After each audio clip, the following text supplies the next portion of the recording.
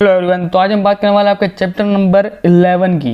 देखो, chapter start होने से पहले मैं आपको दो तीन चीज़ें पहले बता दूं कि आपका चैप्टर नंबर 11 और चैप्टर नंबर 12 ये आपके one of the most important आपकी दो सबसे ज़्यादा यूज़फुल चैप्टर्स रहेंगे। अगर आप कॉम्पिटिटिव एग्जाम्स की तैयारी कर रहे हो तो आपके लिए ये दो चैप्टर्स बहुत ज़्यादा इंपॉर्टेंट रोल प्ले करेंगे। क्यों? क्योंकि इन दो चैप्टर्स के अंदर आपको हिस्ट्री का ब्रीफ इंट्रोडक्शंस या फिर आप कह लो कि वो सारे चैप्टर्स के सारे टॉपिक्स आपको देखने को मिल जाएंगे जहाँ से हमारे कॉम्पिटिटिव एग्जाम्स के लिए मोस्ट ऑफली क्वेश्चंस क्रिएट किए जाते हैं। और एक बात, अगर आप 8th में पढ़ रहे हो, आप अगर 8th क्लास के स्टूडेंट हो, अगर आप ये वीडियो देख रहे हो तो आपके हिसाब से भी, आपके एग्जाम्स के हिसाब से भी और इन फ्यूचर्स के लिए भी आपको चैप्टर नंबर 11 और 12 में कुछ ज़्यादा ही ध्यान देना है, क्योंकि ये दो चैप्टर आपके लिए बहुत ज़्यादा important play out role play करेंगे। आगे बात करते हैं तो कहाँ से सब कुछ शुरुआत होती है। शुरुआत होती है आपकी गांधी जी से।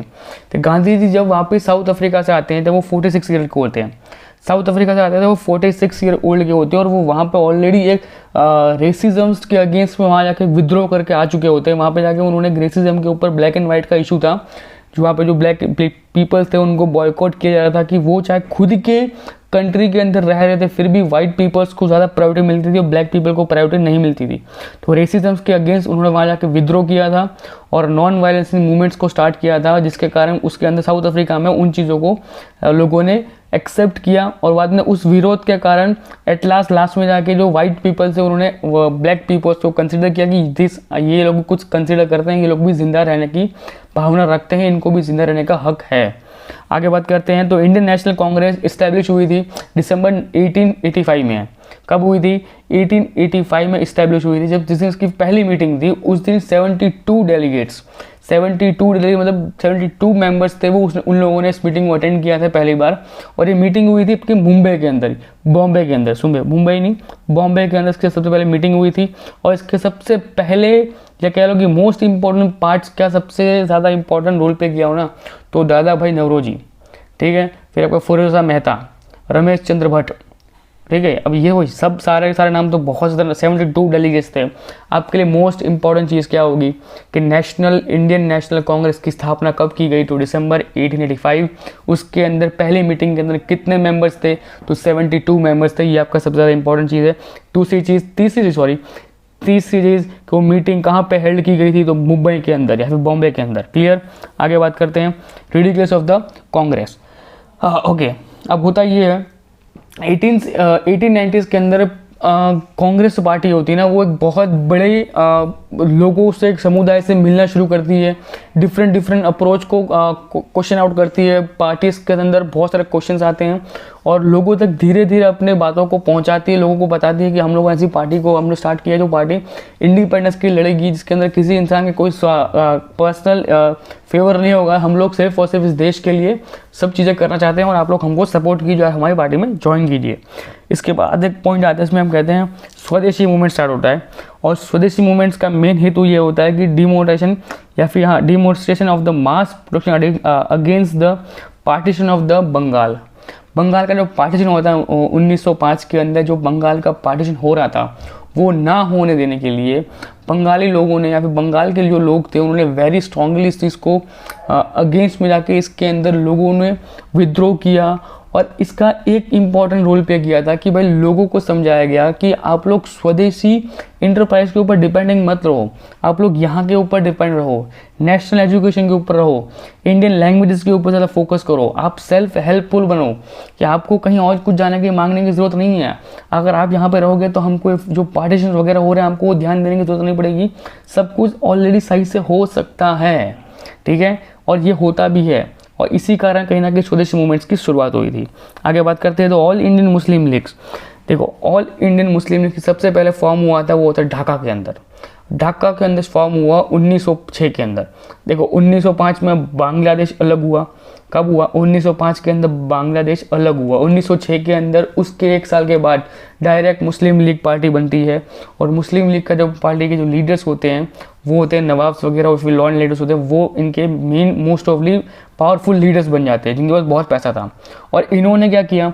इन्होंने एक चीज़ अलग से उठाई कि ये लोग चाहते थे कि भाई सेपरेट इलेक्ट्रिक बॉन्ड्स होने चाहिए मुस्लिम्स के लिए, मतलब मुस्लिम अलग से खड़े रहेंगे और मुस्लिम लोग अपने कैंडिडेट्स को अपनी तरीके से वोट दे सकते हैं, मतलब उनको अलग से प्रिविलेज मिलना चाहिए। उनको हिंदू तो वोट देंगे ही देंगे, बट मुसलमान अलग से वोटिंग कराई जाएगी और उनकी अलग से सीट रहेंगी। ये उनकी पहली डिमांड थी। आगे बात करते हैं कि इसका विरोध किस तरीके से किया गया। तो कांग्रेस वॉज स्प्लिटेड। अब यहाँ पे लोगों ने क्या किया, दो तरह के लोग थे। कुछ लोग ऐसे थे कि जो इनको सपोर्ट करने के रूप में उनका साथ दे रहे थे और कुछ लोग ऐसे थे उनको सपोर्ट नहीं कर रहे थे। तो कहीं ना कहीं यहाँ पे कांग्रेस हुई स्प्लिट। कब हुई? 1907 के अंदर, 1907 के अंदर कांग्रेस स्प्लिट हुई। एक ऐसा था जिन्होंने इस चीज़ को रिडिकुलसली बॉयकॉट किया और बोला कि भाई ये मंजूर नहीं होगा, ये हमको करना चाहिए नहीं। और दूसरा एक वर्ग ऐसा था उसने बोला कि हाँ भाई कुछ भी करो पर इस चीज़ को सपोर्ट करना चाहिए और ये होना चाहिए उन लोगों के लिए क्योंकि उनकी संख्या बहुत कम है। तो इस तरीके से दोनों अलग हुए। बट 1915 आते आते दिसंबर महीने के अंदर उनका रीयूनाइटेड हुआ और सब लोग वापस से सिंपल एक कांग्रेस के अंदर वापस से सबको ज्वाइन हो गए। बट अभी भी याद रखना मुस्लिम लीग हमसे अलग थी कहीं ना कहीं। इसके अंदर मुस्लिम लोगों ने कहा था कि हम लोग आपका साथ देंगे, पर मोस्ट ऑफली हमको कहीं ना कहीं उनकी प्रायोरिटीज में हमको देना पड़ता था। आगे बात करते हैं कि और क्या इश्यूज हुए। तो और इश्यूज इस तरीके से हुए कि जब लोगों ने अपने गवर्नमेंट्स के अंदर या फिर लोगों को समझ में आया था कि भाई जो higher positions of the governments के अंदर या फिर एडमिनिस्ट्रेटिव स्टाफ के अंदर है और या फिर लेजिस्लेटिव काउंसिल्स हैं, इसके अंदर इंडियन लोग कहीं है ही नहीं, राइट। भारतीय को लगता था कि भाई हमारी बातों को सुना जा रहा है, हमको पार्टी बनाने दिया गया, हम लोग आगे बातचीत करते हैं, हमारे इश्यूज़ के ऊपर बातचीत होती नहीं होती है, हमको कैसे पता चलेगा। मैं आपको बोलता हूँ, अगर आप आपके घर के अंदर सदस्य हों और घर के बड़े बेटे हों, आपकी शादी हो चुकी है, ठीक है, और फिर भी अगर आपसे कोई कंसर्न ना किया जाए किसी चीज़ को लेके कि बेटा हमको कल उठ के एक मकान लेना है, तो उस मकान में आपको इतना पैसा देना पड़ेगा, नहीं देना पड़ेगा, आपके पास इतना पैसा पड़ा है, नहीं पड़ा है, क्या सिचुएशन है, अगर आपको कुछ पूछा ही ना जाए और आपको आके लास्ट में बोल दिया जाए कि बेटा लो ये 15 लाख रुपए हैं और इसकी लोन आपके नाम पे कर दी है, आप इसको भर देना, तो ये आपको कुछ पूछा ही नहीं जा रहा है और आपका सारी बातें की जा रही हैं। तो कहीं ना कहीं इन चीज़ों के ऊपर भी कांग्रेस का और सब पब्लिक का ध्यान खींचा गया कि भाई इसके हायर अथॉरिटीज़ है, देश हमारा है, इस देश के अंदर रहने वाले लोग इंडियन हिंदूज हैं या फिर इंडियन मुसलमान हैं, तो हायर अथॉरिटीज़ के ऊपर ब्रिटिशर्स लोग क्यों हैं, राइट। तो यहाँ से सबसे पहले पॉइंट आउट खड़े हुए कि हायर पोजीशन के ऊपर हमेशा गवर्नमेंट्स बॉडीज़ के अंदर या फिर लेजिस्लेटिव काउंसिल्स के रूप में जितने भी लोग हैं उसके अंदर तो प्रिंसली स्टेट्स को बिठाया जाए, फिर लोकल पब्लिक को बिठाया जाए, फिर किसी ऐसे इंसान को बिठाया जाए जिसको हम इलेक्ट करके लेके आते हैं। ये पहला डिमांड शुरू हुई। आगे बात करते हैं लखनऊ पैक्ट्स के बारे में।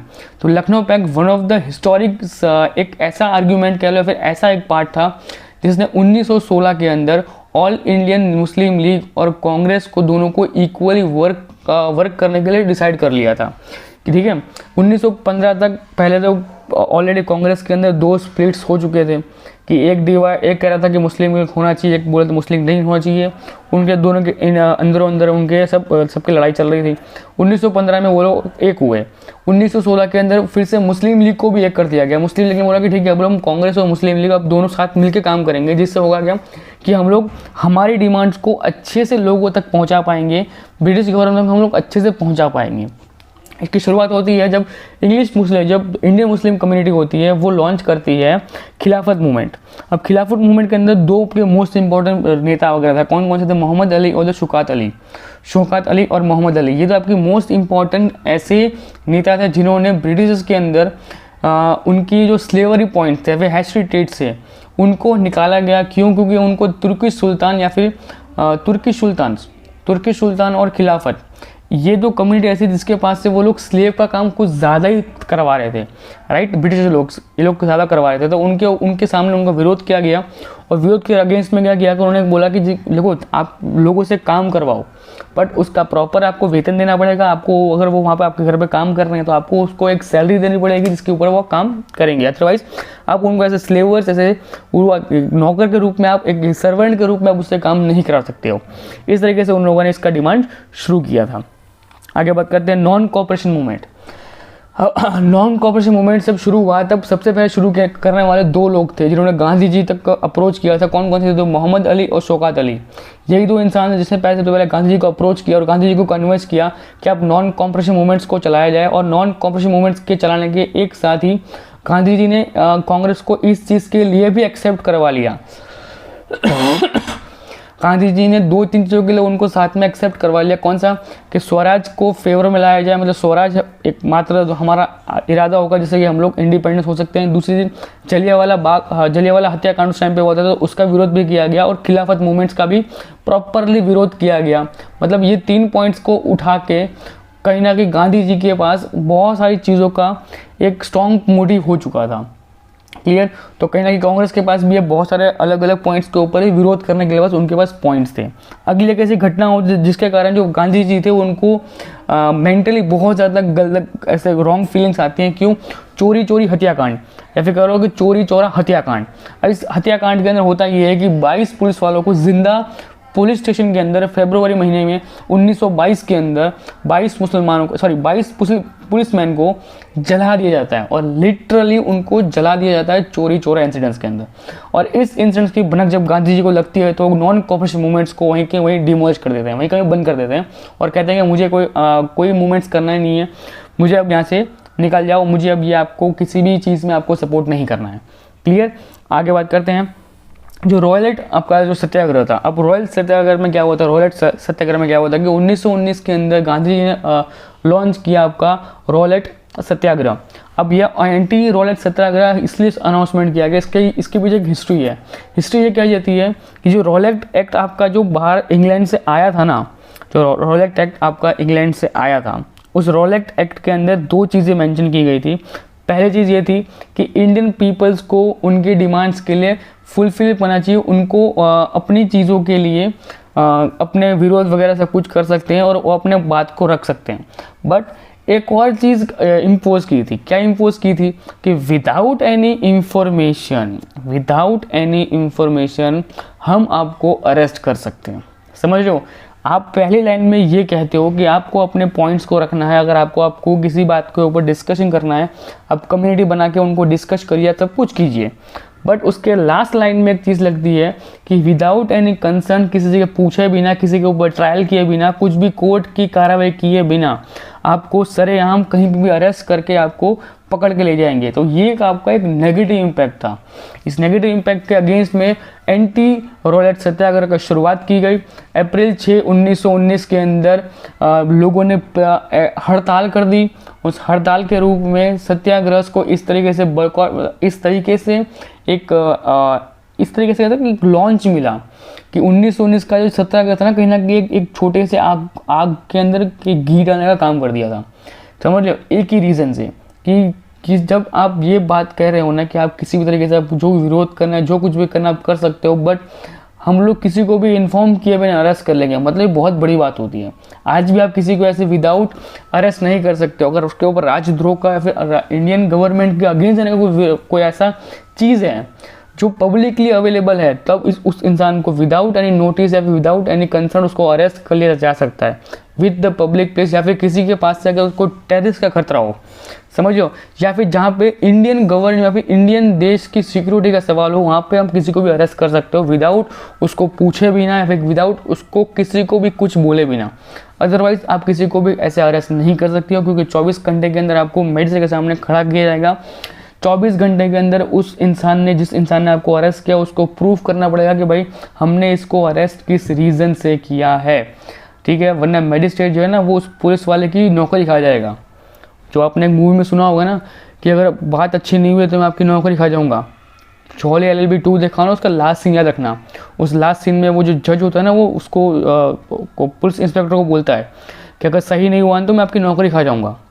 तो और यही चीज़ सेम होती है कि मजिस्ट्रेट ना उसकी नौकरी खा जाएगा। उसको 24 घंटे के अंदर प्रूफ करना पड़ेगा या 24 घंटे के अंदर उसको बताना पड़ेगा, 24 घंटे से पहले उसको दिखाना पड़ेगा उस इंसान के बारे में कि ये इंसान को मैंने इस चीज़ के लिए अरेस्ट किया हुआ, उसके ऊपर ये धारा या फिर ये कलम इसके ऊपर लगी है। क्लियर? आगे बात करते हैं कि रॉयल एक्ट को एक और नाम से बोलते हैं हम लोग, ब्लैक एक्ट के रूप में जानते हैं। सबको समझ में आ चुका था। और इसी एक रीज़न से पुलिस के पास एक नेगेटिव पावर जा चुकी थी कि अब तो पुलिस के पूरे हाथ खुल चुके थे कि पुलिस चाहे जिसको अरेस्ट करना चाहे, जो करना चाहे वो कर सकती थी। इसके बाद आपका आता है साइमन कमीशन। अब साइमन कमीशन का भी बहुत ज़्यादा विरोध किया जाता है। जब 1927 के अंदर साइमन कमीशन का बहुत ज़्यादा विरोध किया जाता है। क्यों? लॉर्ड साइमन इंग्लैंड की कम्युनिटी से या फिर इंग्लैंड कमिश्नर से वहाँ पर आता है और इंडियन पॉलिटिकल फ्यूचर्स को डिसाइड करता है। मतलब उनको भेजा जाता है कि आप जाओ और इंडियन फ्यूचर, जो इंडियन पॉलिटिक्स का फ्यूचर है उसके अंदर बहुत चीज़ें ऐसी हैं जो आपको समझानी पड़ेंगी लोगों को, लोगों तक वो चीज़ें पहुंचनी चाहिए और वहाँ पे आपको अच्छे से अच्छी गवर्नमेंट को स्टेबल करने के लिए आपको बहुत सारे कदम उठाने पड़ेंगे। अब ये सारा का सारा चीज़ें उन्होंने वहाँ से भेज तो दी थी, पर यहाँ पे इन इंडिया के अंदर इंडिया को रिप्रेजेंट करने वाला कोई भी एक इंसान नहीं था। समझ रहे हो कि अगर आप एक पार्टी बना रहे हो, उस पार्टी के अंदर आप बोल रहे हो कि महिलाओं की सुरक्षा के लिए हमको बात करनी है और उस पूरी पार्टी के अंदर महिला कोई सदस्य ही ना हो, तो आप किस बेस के ऊपर डिस्कस कर रहे हो कि महिला सुरक्षा करनी चाहिए, राइट। वही सेम चीज़ उस टाइम पे हुई थी कि लॉर्ड साइमंस को वहाँ से बुलाया गया और उसने पूरी की पूरी बहुत लंबी लिस्ट बनाई दी कि पॉलिटिकल रिफॉर्म किस तरीके से करना चाहिए, किस तरीके से उनका कॉन्स्टिट्यूशन होना चाहिए, किस तरीके से क्या होना चाहिए, क्या क्या क्या क्या आपको ध्यान रखना चाहिए। उसने पूरी लिस्ट बनाई, पर उस लिस्ट के अंदर कहीं पे भी कोई मुसलमान या हिंदू या किसी भी और कोई एक इंडियन उस कमेटी में नहीं। तो जब आप इंडिया के लिए काम कर रहे हो तो कम से कम इंडिया के लोगों को रखो तो सही। और रीज़न भी होता है, फिर साइमंस को हम लोग सुनते हैं, हम लोग बहुत बार सुना है कि साइमन गो बैक के नारे लगे तो साइमंस को ऑटोमेटिकली कोई चीज़ को वापस भेजना पड़ा था। आगे बात करते हैं साल्ट मार्च या फिर कह लो कि दांडी यात्रा। दांडी यात्रा की शुरुआत होती है 1930 के अंदर, जब गांधी जी सबसे पहले नमक का आंदोलन को शुरुआत करते हैं। जो नमक होता है उस टाइम पे उसके ऊपर इतना टैक्सेस इम्पोज किया जाता है कि लोग उसको अफोर्ड नहीं कर पाते थे। बट गांधी जी की ये कहीं ना कहीं सच्ची विचारधारणा थी कि गांधी जी ने बताया था कि जो नमक है वो नेचुरल प्रोडक्ट है, हम उसको सी शोर से, मतलब उसको पानी को स्टोर करके, फिर जो पानी है उसको हम लोग अपने पास रख के उसको अंदर उसको सुखा के उसको जो बचा नमक है उसको हम लोग कन्वर्ट कर सकते हैं नेचुरल साल्ट के अंदर, उसको हम लोग प्योरीफाई करके बाद में खा सकते हैं। तो इसके लिए उन्होंने उस चीज़ का विरोध किया था। सॉरी, आगे बात करते हैं कि वो शुरुआत कहाँ से हुई। तो साबरमती आश्रम जो आपका अहमदाबाद में दिया हुआ है वहाँ से शुरुआत हुई थी और coast village of the Dandi वहाँ तक आपकी चली थी। और वहाँ तक पहुँचने तक बहुत सारे लोगों ने, जहाँ जिस गांव से वो लोग पसार हुए उस गांव के लोगों ने उस चीज़ का सपोर्ट किया और वहाँ जाके उनके साथ ज्वाइन हो गए। आगे एक मूवमेंट की शुरुआत होती है आपकी क्विट इंडिया मूवमेंट, जो आपका सबसे ज़्यादा इंपॉर्टेंट रोल प्ले करता है, क्योंकि इसके अंदर एक नारा दिया गया था, एक स्लोगन दिया गया था, सबसे इंपॉर्टेंट था वो था डू और डाई। बट एक काउंट्स में लिखा हुआ था कि do and die without non violencing movements, not without non violence movement. मतलब आपको किसी भी इंसान को मारना नहीं है, आपको चुपचाप मार खाना है, सब कुछ करना है, आप उनको मारोगे नहीं। ये गांधी जी का एक बहुत बड़ा अहम कदम था कि किसी इंसान को मारे पीटे बिना भी उसके पास से वो चीज़ का कन्वर्जेशन या फिर उस चीज़ को उसके बारे में कन्वर्ट आप करवा सकते हो। ये एक बहुत बड़ी बात थी, समझ रहे हो। तो 1942 के अंदर इस क्विट इंडिया मूवमेंट्स की शुरुआत की गई और लोगों को इसमें बहुत ज़्यादा इनको मज़ा लगा। क्यों? क्योंकि अब उनको लग रहा था कि हाँ हम लोग ब्रिटिशर्स के खिलाफ कुछ ना कुछ चीज़ें कर रहे हैं, इसमें ब्रिटिश भी अब ढीले पड़ते हो जा रहे थे। उनको लग रहा था कि साली ये तो बहुत ही ऐसी चीज़ें हो चुकी थी ना कि अब ब्रिटिशर्स के हाथ में पूरी की पूरी सिचुएशन उनके हाथ से जा रही थी। क्योंकि आप किसी चीज़ का अगेंस्ट में विरोध करोगे तो आपसे कोई लड़ने आएगा ना, अगर आपसे कोई लड़ने ही नहीं आ रहा है तो आप लड़ोगे किससे। तो ब्रिटिशर्स लोग ये मेंटली प्रिपेयर हो चुके थे कि अब ये लोग करना चाहते हैं, इनको आज़ादी चाहिए, इनको फ्रीडम चाहिए, तो ये फ्रीडम लेके रहेंगे। और कि सबके लास्ट से आपकी शुरू होती है आपकी लीग्स एंड इंडिपेंडेंट स्टेट्स। तो जो आपकी सबसे पहली मुद्दा जो आपका इंडियन मुस्लिम लीग जो की बनी थी ना, वो स्टार्टिंग से लेके एंडिंग तक उसका साथ तो देती है, पर साथ देने के साथ साथ वो लास्ट में अपने इंडिपेंडेंट स्टेट्स के लिए, मुस्लिम्स के लिए वो एक अलग से पार्टीशंस को डिवाइड करती है कि हमको हमारा अलग से पार्ट चाहिए।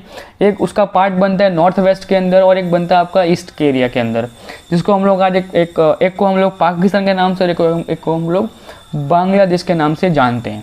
ये आपके दो पार्टीशंस होते हैं आफ्टर द इंडिपेंडेंस, या फिर इंडिपेंडेंस के बाद का थोड़ा सा ये टाइम पीरियड चलता है कि जिसके अंदर आपके दो मेजरली इन दो कंट्रीज़ के ऊपर डिवाइडेशंस किए जाता है। तो बाकी कुछ भी जितना कुछ बचे होंगे, जो मेन पॉइंट्स बचे होंगे वो आपके इसके अंदर ऑलरेडी दिए होंगे। इनको खास रीड करना, मैं प्रेशर देके बोल रहा हूँ कि ये चीज़ें आपकी बहुत ज़्यादा हैं, क्योंकि ऐसे हो सकता है कि कुछ चीज़ें मैंने नहीं बताऊँगी, जैसे कि ये लाला लाजपत रायपुरी इंसिडेंट्स है, मैंने आपको नहीं बताया होगा, मेरे दिमाग से निकल गया होगा, फिर मैं उन चीज़ों को कवर अप नहीं कर पाया क्योंकि वीडियो ऑलरेडी 20 मिनट का हो चुका है। क्लियर? इसलिए इससे अच्छा है कि आप लोग इनको एक बार रीड आउट कर लेना, जैसे कि बहुत सारे ऐसे पॉइंट होंगे जो आपके कॉम्पिटिटिव एग्जाम के लिए आपकी नज़र में बहुत ज़्यादा इंपॉर्टेंस रहेंगे। ठीक है, बाकी इस लेक्चर में इतना ही, मिलते हैं नेक्स्ट वीडियो में। Bye bye, take care.